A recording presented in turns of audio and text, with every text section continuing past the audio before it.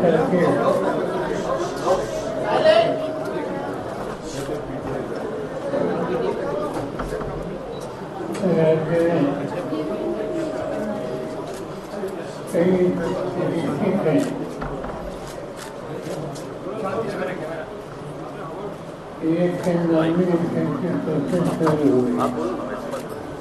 है। और आज वर्धा डिस्ट्रिक्ट में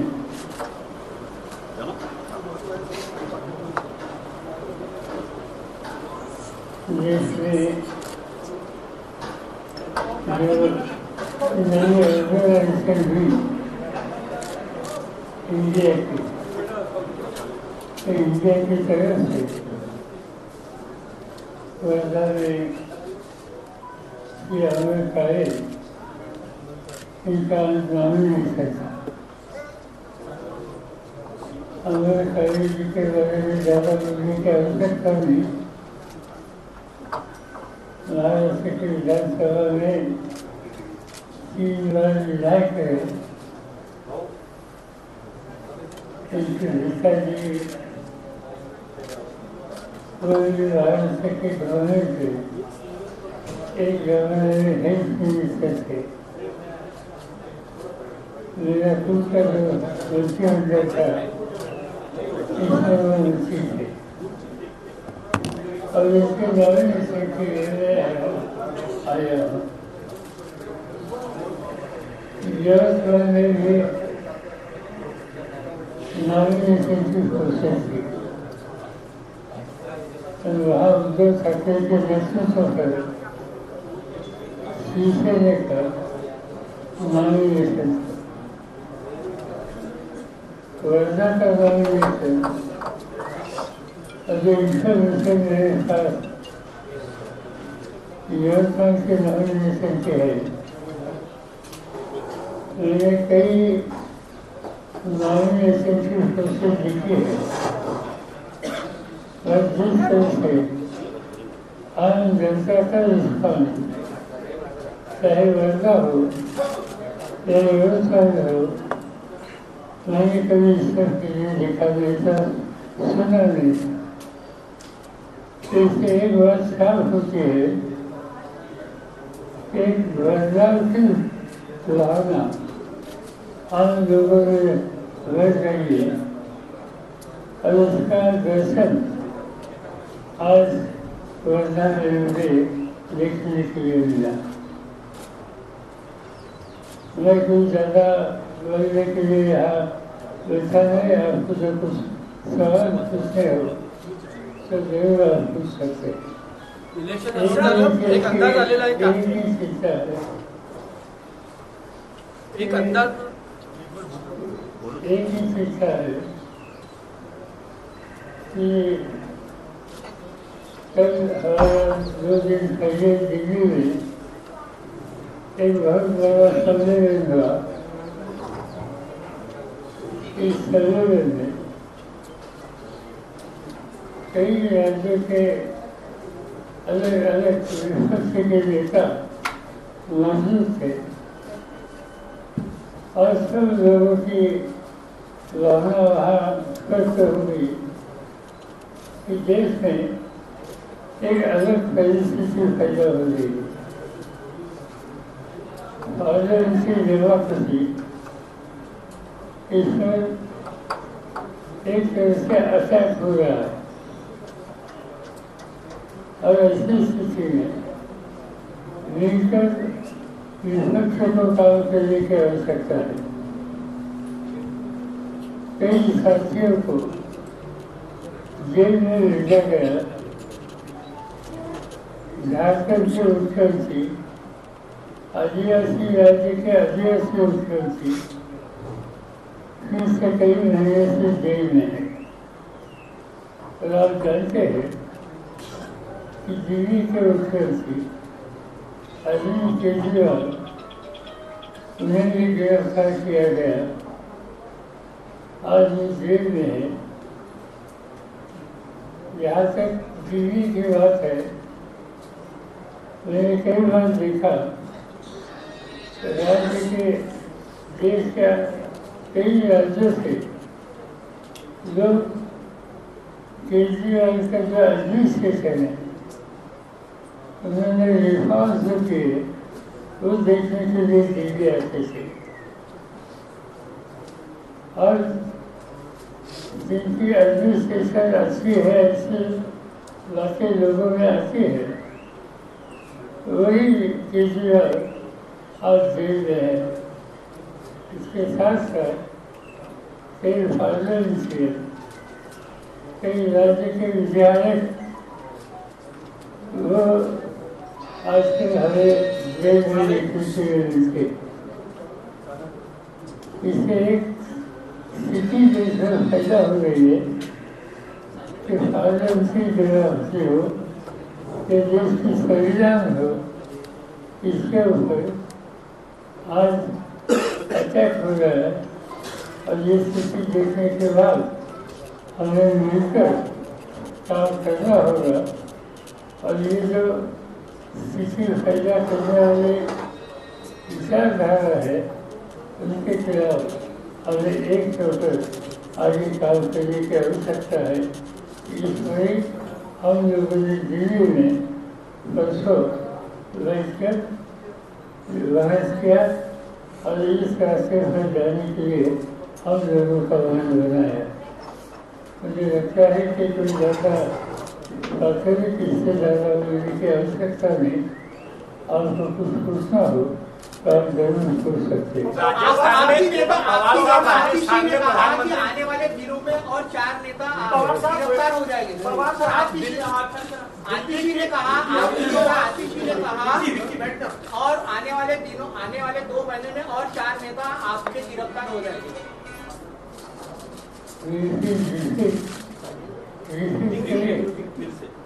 आतिशी ने कहा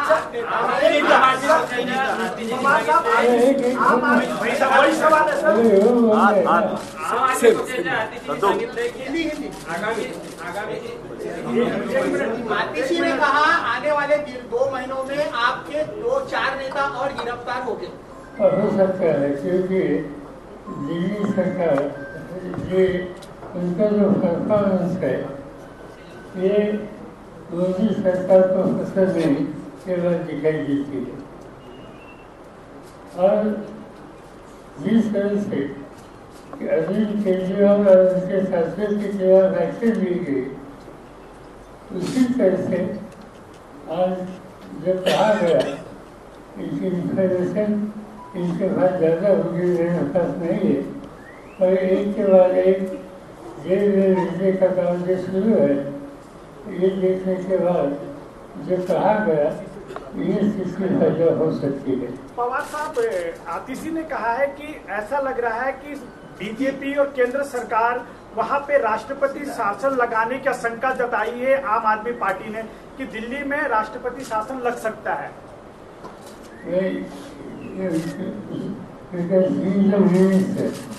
दिल्ली गवर्नमेंट के प्रतिनिधि है, उससे ज़्यादा उत्तर में होगी।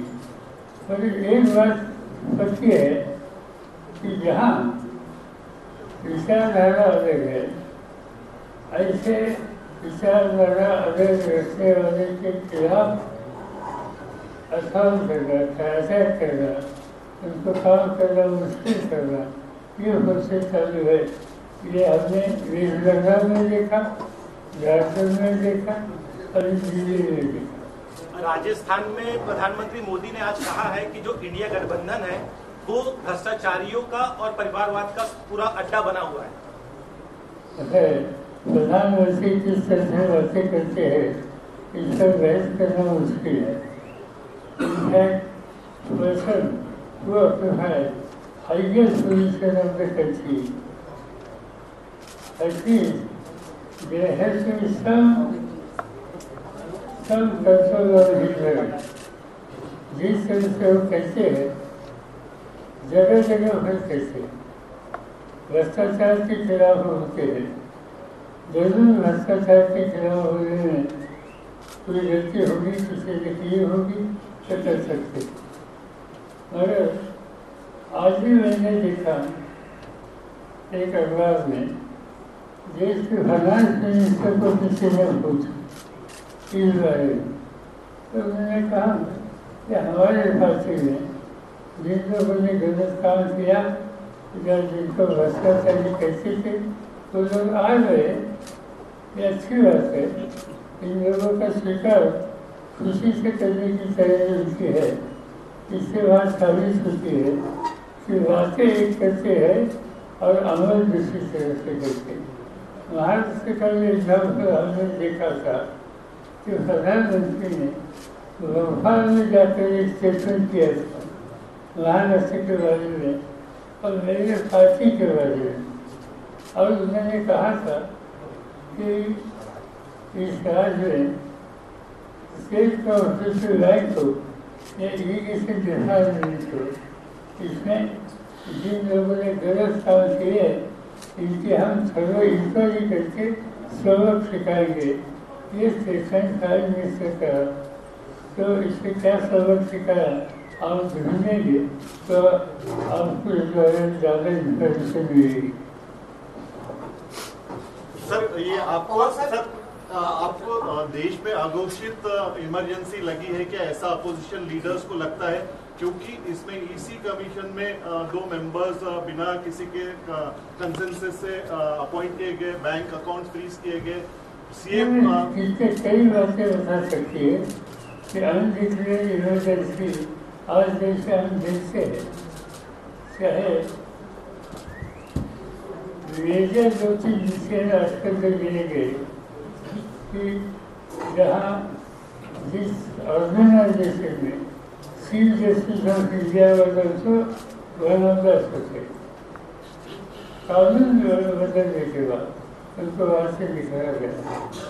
कोर्ट ने इसके खिलाफ डिसीजन देने के बाद फिर एडमिनिस्ट्रेटिव ऑर्डर निकाल कर फिर जो उन्हें चाहिए वो उन्होंने वहाँ किया। ऐसे कई बातें हैं कि जो बता सकते हैं। इसके बाद सब कुछ जो इंस्टीट्यूशन है, ये इंस्टीट्यूशन पर हमला हो रहा है और ये देश के लिए शिक्षा देने बात है। एक गवर्नमेंट है रूलिंग पार्टी में हेगड़े नाम के एक सदस्य थे, मिनिस्टर ऑफ स्टेट, और उनका स्टेटमेंट मैंने वर्णन करा कि इस चुनाव में मोदी जी को 2/3 आप बहुमत दे दो, क्योंकि हमें संविधान में सुधार करना है। तो संविधान में सुधार करने के बाद केंद्र सरकार ने एक इन्वेंस पब्लिकली करते हैं, इससे ये बात साबित होती है कि हम जैसे लोगों को एक कॉन्स्टिट्यूशन पर एहसान करने की प्रोसेस आज शुरू हुई है। की अनडिक्लेयर्ड इमरजेंसी शायद इसका सामना हम सब लोगों को करना पडेगा। पवारसाहेब आढळराव पाटलांनी अमोल कोल्हेंवर टीका करताना असं म्हटलं आहे की शरद पवार साहेबांच्या नावावर मतं मागण्याचे दिवस आता गेले। ते मंचरमध्ये बोलत होते कार्यक्रम। चांगली गोष्ट आहे, त्या मतदारसंघाचं इलेक्शन होईल, मतदान होईल आणि मतदान झाल्याच्या नंतर रिझल्ट येईल। तो रिझल्ट बघितल्याच्या नंतर डॉक्टर अमोल कोल्हे मोठ्या मताने विजय होतील आणि त्याच्यातून वस्तुस्थिती काय ही सगळ्यांच्या समोर येईल। पवार साहेब ऑलमोस्ट पिक्चर क्लिअर झालेला आहे। पवार साहेब बोलू केंद्र सरकार म्हणत आहे की 400 पारचं जे वारंवार घोषणा देऊन राहिलेली आहे इंडिया आघाडी आणि आता सगळे सीट शेअरिंग वगैरे फायनल स्टेजेस काही जागा सोडल्या तर फायनल टॅली कशी राहू शकते, काही अंदाज आलेला आहे का आपल्याला?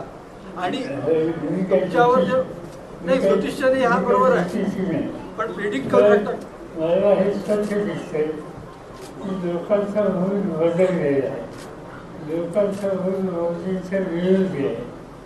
मतदान मोदींना अनुकूल होईल असं दिसत नाही। मला एक्झॅक्टली विचारवरचे सगळे भाजपामध्ये आहेत, त्यामुळे ते उद्या काय होणार आहे ते सांगत असतात। मग 400, 390, 450 वगैरे वगैरे तर ते ज्ञान त्यांच्याकडे आमच्याकडे नाही। पवार साहेब दिल्ली का जो शराब घोटाला है उसमें संजय सिंह जो सांसद है उनको आज जमानत मिली, सुप्रीम कोर्ट में जमानत दी उनको, ईडी ने उनकी जमानत का विरोध नहीं किया। तो अब कहा जा रहा है कि ये जो शराब घोटाला एक तरीके से खड़ा किया गया था और उसमें कोई दम नहीं है, आप कैसा देखते हैं? उम्मीदवारों ने आज इनको छोड़ दिया। हाँ, जमानत मिली, जमानत दे दी सर। अच्छी बात है कि मैं राज्यसभा का सदस्य हूँ और मेरे सदन में जो है सर्वोच्च सदस्य मेरे साथ बैठे हैं, मैं उनको अच्छे से जानता था। हमें अच्छे से लगा जिस तरह से उन्हें अरेस्ट किया गया, एक तरह के उनके ऊपर अन्याय था। ये अच्छी बात है कि उनको छोड़ दिया, इससे आगे क्या सच्चाई है वो देश के सामने आए। पवार साहेब, वंचित बहुजन आघाडीचे नेते प्रकाश आंबेडकर महाविकास आघाडीमध्ये सामील नाही आहे, अशा वेळी 2019ची पुनरावृत्ती 2024 मध्ये होण्याची शक्यता आहे. मला सांगता येणार नाही, पण आमचा प्रयत्न आहे की प्रकाश आंबेडकरांनी आमच्यावर काम करावं आणि त्या दृष्टीने त्यांच्याशी आमच्याशी काहीच सहकारी डायलॉग ठेवत आहेत. त्याच्यानंतर दुसरी एक गोष्ट अशी की तुम्ही 2019चा उल्लेख केला तर त्या काळात वंचितने कायदेवर मत घेतली ही वस्तुस्थिती आहे. पण वंचित या संघटनेमध्ये दुसरा एक मायनॉरिटीचा घटक मोठा होता. मायनॉरिटीचं नेतृत्व करणारे लोक त्याच्यामध्ये होते. आज ते त्याच्यामध्ये दिसत नाही. त्यामुळे एकदम मागच्यासारखा निकाल लागेल असा निष्कर्षाने आज ते करू शकत नाही. पवार साहेब, एक प्रश्न असा आहे की ज्या प्रकारे भारतीय जनता पार्टी वेगवेगळ्या रिजनल पार्टीजला तोडतोय, म्हणजे एनसीपीचे 2 तुकडे झाले, शिवसेनेचे 2 तुकडे झाले, तर या लोकसभा निवडणुकीमध्ये मतविभाजनाचा किती परिणाम होईल तुमच्यावर आणि इतरांवर देखील? परिणाम होऊ शकतो, पण मला लोकांचं मूळ वेगळं दिसतं. लोकांचं मूळ मला असं दिसतं की ज्या कॉन्स्टिट्युन्सीमध्ये ज्या पक्षाचा उमेदवार भाजप होता पराभव करू शकेल त्याला लोक होतं दिसतं. म्हणजे माझा एक अनुभव अनेक वर्षाचा मायनॉरिटी ज्या देशाच्या ज्या आहेत त्या कुणाला विजय करायचा ह्याचा विचार करण्यापेक्षा कुणाला डिफीट करायचा याचा विचार करतात. ते आपलं मत वाया जाऊ देणे हा विचार करतात. आता या देशात मला असं वाटतं की BJPला डिफेक्ट करावं हा विचार या वेगवेगळ्या विचारधारावर येण्याची शक्यता नाकारता येत नाही. त्याचा जो प्रमाणितपणा नाही ह्या पराभव भाजपचा करायला उद्याही त्याला लोक होते. विपक्ष पवारसाहेब नागपुरात का बरं राष्ट्रवादीने उमेदवार उभा नाही केला, यामागे गडकरी यांच्यासोबत तुमचे जिव्हाळ्याचे संबंध आमचा राजकीय शक्ती आम्हाला या ठिकाणी पुरेशी नाही आणि आज एकच येऊन गडकरींच्या संदर्भात पर्याय देण्याचा प्रयत्न जो केला आहे त्या प्रयत्नाला मदत होईल अशी भूमिका आपली घेतली पाहिजे. मदत व्यवहारी होईल असं काम करण्याची आवश्यकता नाही. आणि ही स्थिती बघितल्याच्यानंतर कुठेही उमेदवार तुमची शक्ती असो असणार नसो की उभे करण्यात अर्थ नाही. यवतमाळ येथील माहितीचा उमेदवार अजून ठरलेला नाही. हिंगोली येथील हेमंत पाटलांनी यांना उमेदवारी दिली, मात्र भाजप पदाधिकाऱ्यांकडूनच त्यांना विरोध होत आहे. यवतमाळचा माहितीचा उमेदवार अजून ठरलेला नाही, 2 दिवस राहिले नामांकनासाठी. साहेब महायुतीमध्ये आहे का? साहेब महायुतीचा घटक आहे का? हमारा प्रश्न है पवार साहब विपक्ष ने अजीत दादा को अपनी तरफ कर लिया है. आपका जो चुनाव चिन्ह था वो अपनी तरफ खींच लिया और ऐसा पोर्ट्रे किया है कि आप एक महाराष्ट्र के मतलब एक बहुत बड़े आप नेता है, राजनेता है, इसमें माहिर है. लेकिन विपक्ष ने ऐसा पोर्ट्रे किया है कि this is the end of Sharad Pawar era. तो क्या ये सही है और नहीं तो इसके आगे आपकी क्या युति है? यहाँ के एक नेता है और महाराष्ट्र गवर्नमेंट जस्टिस है. उन्होंने 5 साल पहले इलेक्शन से पहले किसी पब्लिक स्टेटमेंट दिया था कि महाराष्ट्र में शरद पवार यहाँ खत्म हो गए। ये होने के बाद जो चुनाव हुआ और इलेक्शन के बाद जो स्थिति सामने आ गई, ये स्थिति ऐसी थी कि वो विपक्ष में गए और शरद पवार और उनके साथी उन्होंने 2.5 साल के लिए महाराष्ट्र की हुकूमत कराई। तो क्या अजित दादा पवार को इंडिया गठबंधन की एकता कितनी मजबूत है, इसका कितना असर होगा और आने वाले समय में इसमें सेम नहीं लगी, जो उसके लिए क्या है? इंडिया गठबंधन में सभी साथियों में एक फीलिंग पक्का है कि लेकर काम करना होगा, लेकर लोगों को अच्छे नेतृत्व देना होगा और जल्दी से जल्दी ये प्रोसेस को विचार करना और ये काम फिर हम लेंगे। सातारा की आपकी विनिंग सीट है। 2014 में भी विरोधी आपसे जीत नहीं पाए, 2019 में भी आपसे जीत नहीं पाए, लेकिन इस बार आपके पास वहाँ कैंडिडेट नहीं है, आप अदला बदली करने जा रहे हैं कांग्रेस के साथ में, ऐसा विरोधी आप पे आरोप लगा रहे हैं, क्या कहना चाहिए? बात ऐसी है कि सरकार की सीट हम लोग 100% जीते। वहाँ कौन कैंडिडेट करना चाहिए, इसमें ऑफिस में हमारी बात चालू है। हम जो सोच रहे हैं कि राष्ट्रवादी के पास 3 अच्छे कैंडिडेट है, कांग्रेस के पास 1-2 अच्छे कैंडिडेट है, एक बार लेकर आगे जाने की बात हम करते हैं तो जो प्रभावी कैंडिडेट होगा इस बारे में सोचने की आवश्यकता हमें लगती है और ये उसके सामने शुरू की है। सर राष्ट्रवादी सेवादल आपल्यासोबत कार्य करणार आहे का? सर राष्ट्रवादी सेवादल आपल्यासोबत कार्य करणार आहे का, साथ देणार आहे का? राष्ट्रवादी सेवादल जे एक आपली टीम आहे ते आपल्यासोबत कार्य करणार आहे का? आमच्या राज्याचे कार्य सगळे काम करणार।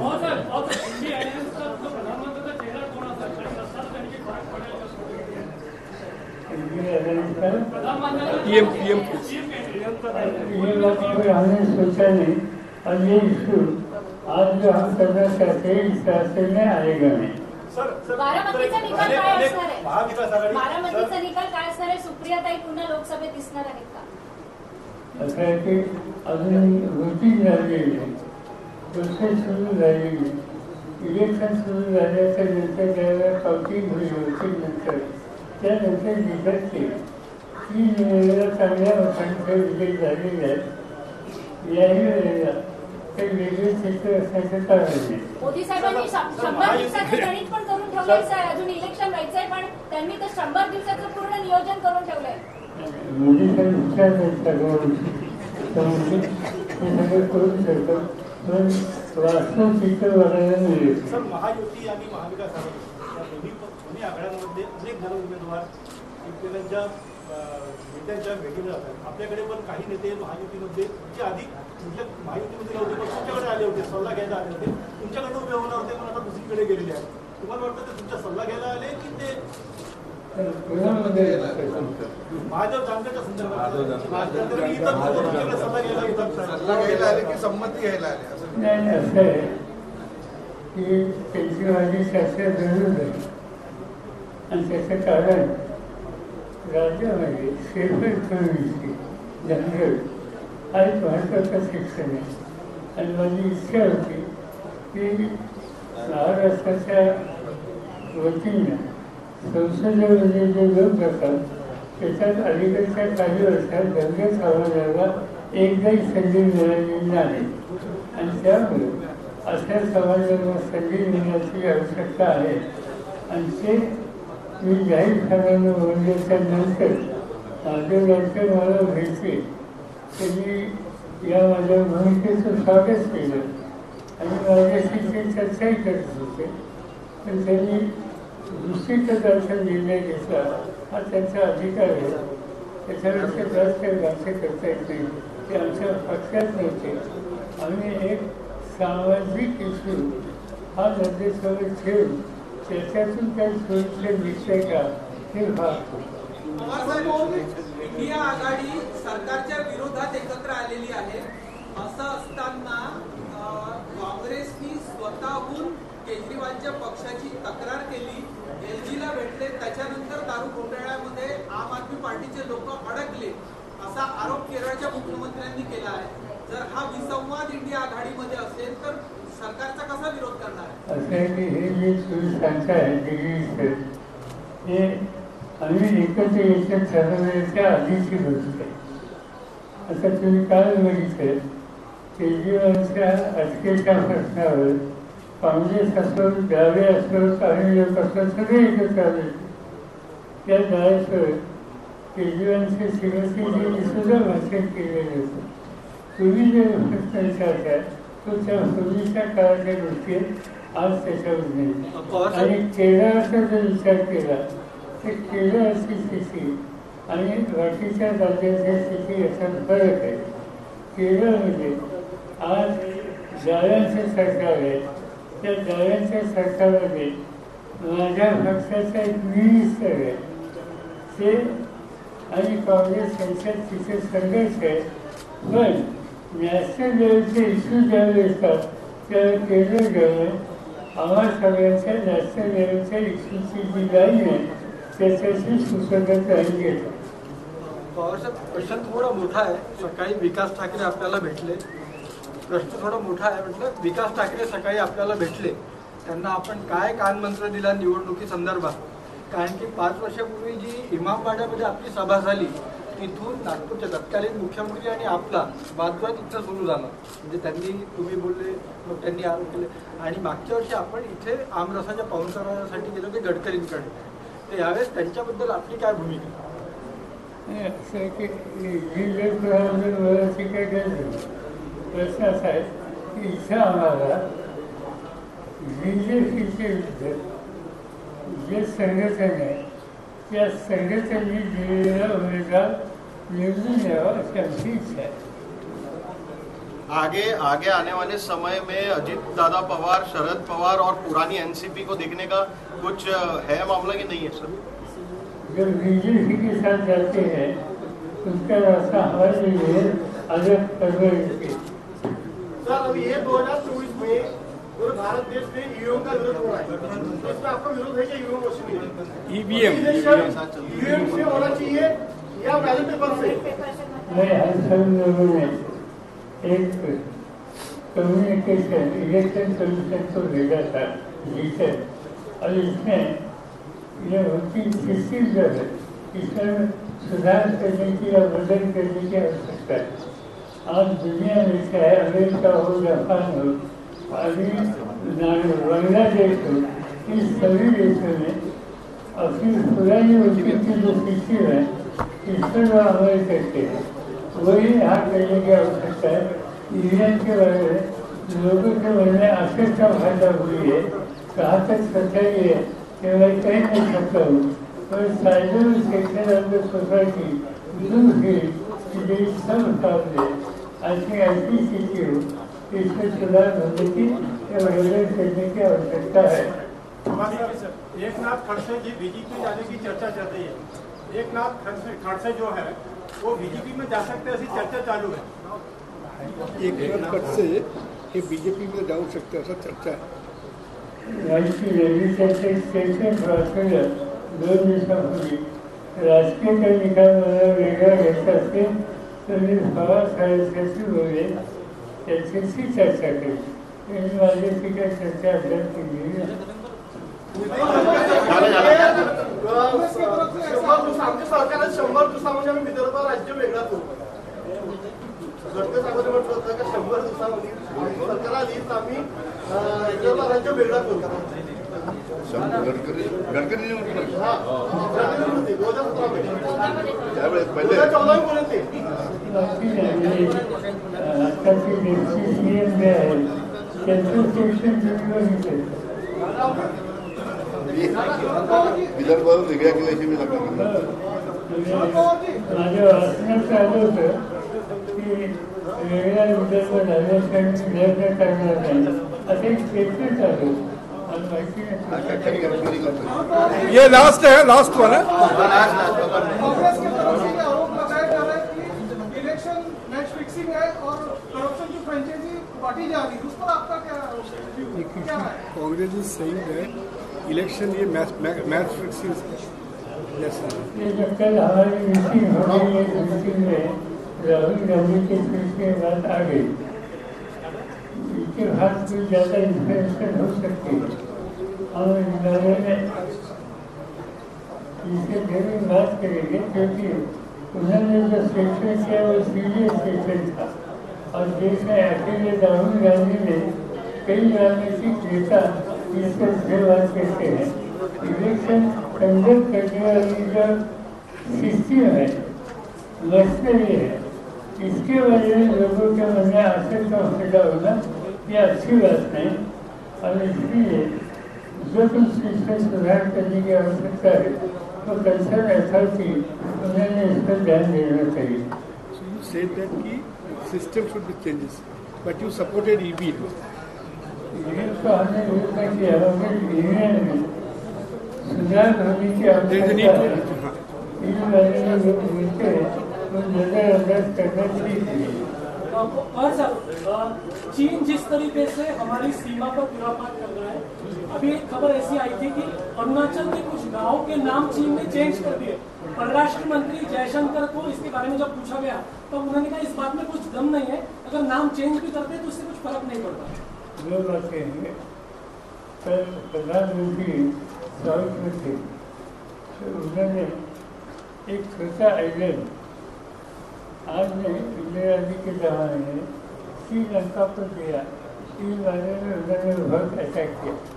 ये आइलैंड का नाम मुझे तो मालूम नहीं था, मैं कमेंट करता हूँ, और इससे पहले ये आइलैंड की बात कभी लोगों के सामने आई भी नहीं। बहुत ही छोटा आइलैंड, एक तरह से प्रधानमंत्री इंदिरा जी जो भारत में इसको बहुत अटैक करते हैं, इस आइलैंड में उनको दे दिया इसलिए।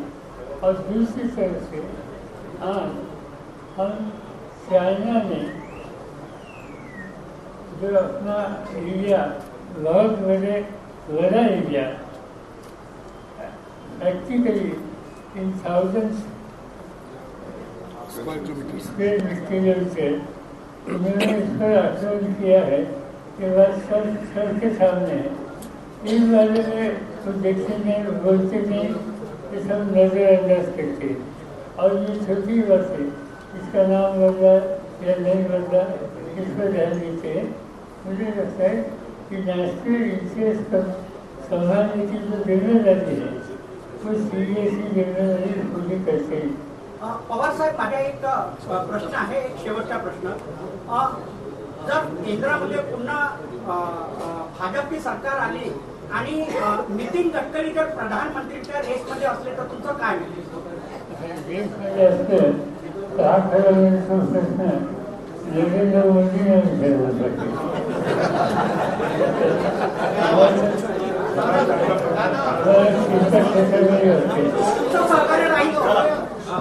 Sir, thank you sir, thank you.